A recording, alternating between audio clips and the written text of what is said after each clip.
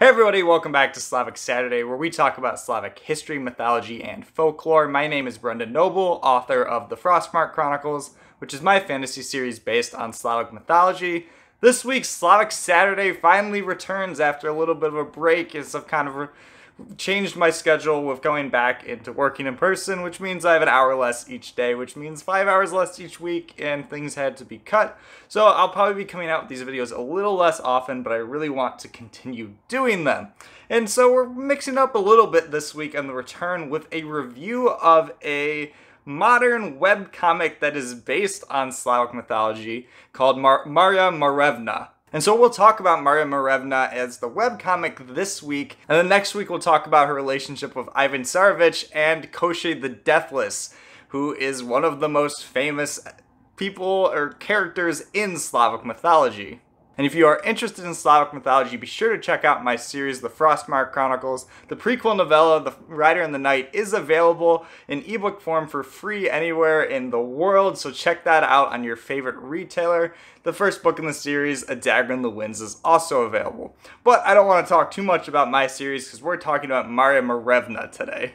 So the story Marya Morevna in the webcomic is based on the original folktale called also Marya Morevna, or also known as The Death of Koshchei the Deathless.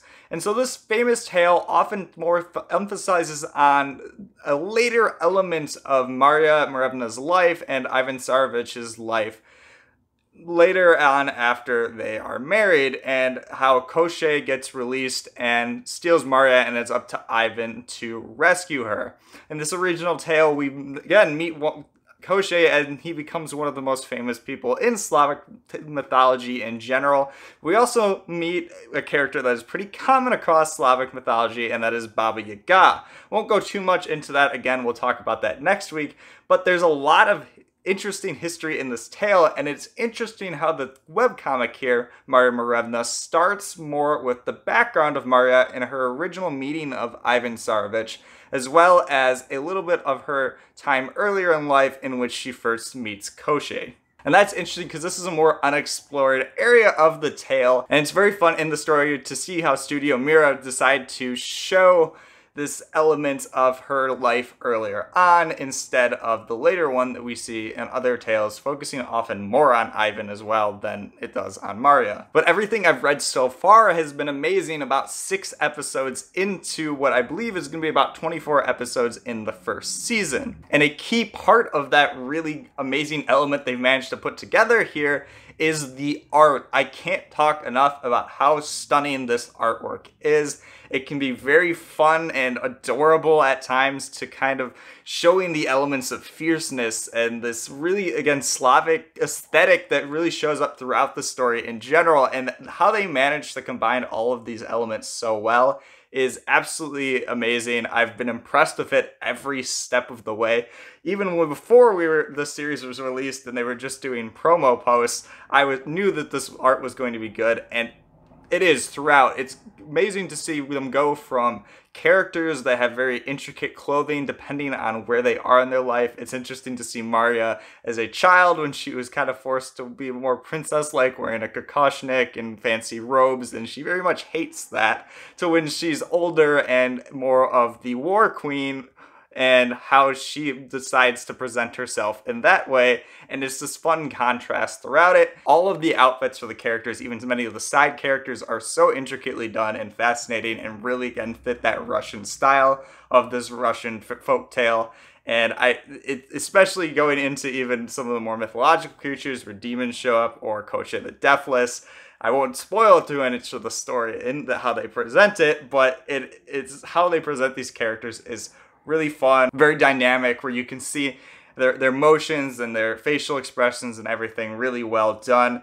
There's times in the story where you get to see these very close-up details of everything, from their clothes to even this like a chess set that was between Marya and Ivan at one point, and how you can see the intricate Slavic symbols on them, and then zooming out to seeing just the landscape in this vertical format that is something, honestly, that is worthy of having on, you know, your phone's lock screen or something. It's incredibly stunning, and I find myself going back after reading the comic every week when it comes out.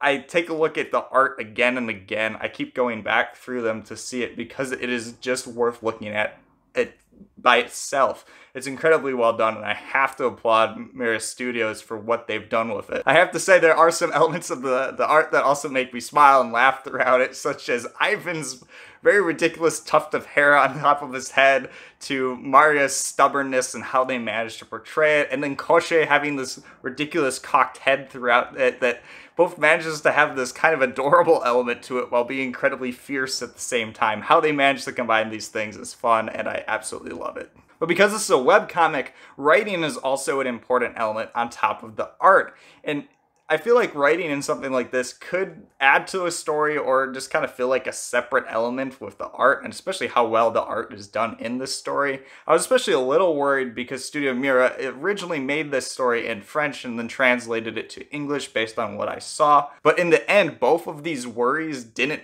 end up being a problem. The text actually works into the art most of the time.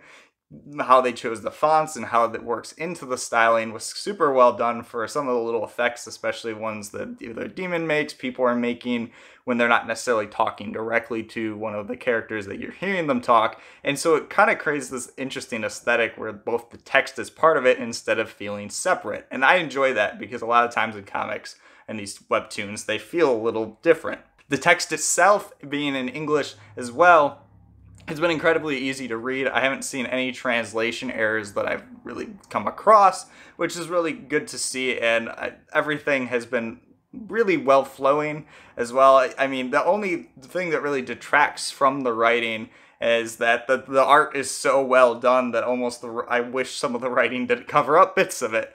But that isn't anything that knocks on the writing, it's more just showing how well the art was done. The writing also, I applaud it for being able to show some of the voices of the characters very well. Even some of the side characters, only 6 episodes in, already are starting to show their voice, as well as Marya and Ivan and some Koshé as well, having a very distinct voice already. That can be a difficult thing to do. I know as well as an author how that can be hard to do, and they've managed to do it very well so that you can almost, even without the art, know who's talking. So do I recommend this webcomic Marya Morevna by Studio Myra? I definitely do. It's been a fantastic read so far, the first episodes into the series, and I'm really looking forward to the oncoming ones throughout the series. I look forward to reading them every Thursday when they come out, and I do not exaggerate how much I've really enjoyed it. They make me laugh a little bit, they make me smile, and they give me a little bit of a sense of wonder as well, and that's very difficult to do, so I have to applaud them for that. I recommend checking it out. You can read the first 3 episodes for free on Webtoon Factory, and then you can continue the series after that. I've been sold after reading those first 3, and I think you will be too. It's been really impressive, and I'm excited to see where they go with it. But that's all I have for you today on this Slavic Saturday video. I hope you enjoyed it, and we'll be returning to talk a little bit more about mythology in my next video, which will come either next week or the following week. Be sure to click that subscribe button down below to keep updated when I come out with these videos, and I look forward to talking about more Slavic mythology in the next one.